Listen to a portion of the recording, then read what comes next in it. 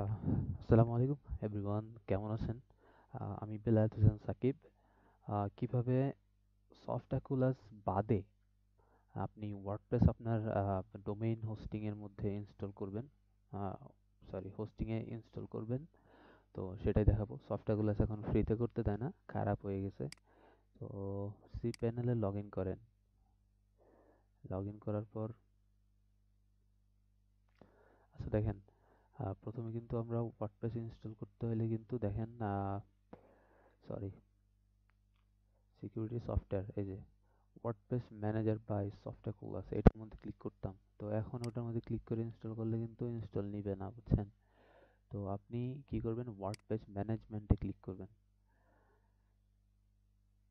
WordPress ম্যানেজমেন্টে click করার পর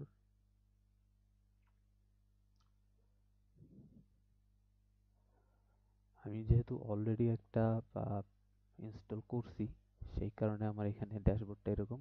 তো আপনার এখানে আপনি সরাসরি হচ্ছে ইনস্টলের অপশন পাবেন, সেখান থেকে সফটওয়্যারগুলো যেভাবে ইনস্টল করছেন ঠিক সেইভাবে ইনস্টল করতে পারবেন। এখন আমি নতুন করে করে দেখাচ্ছি না। তো এটাই। Thank you everyone.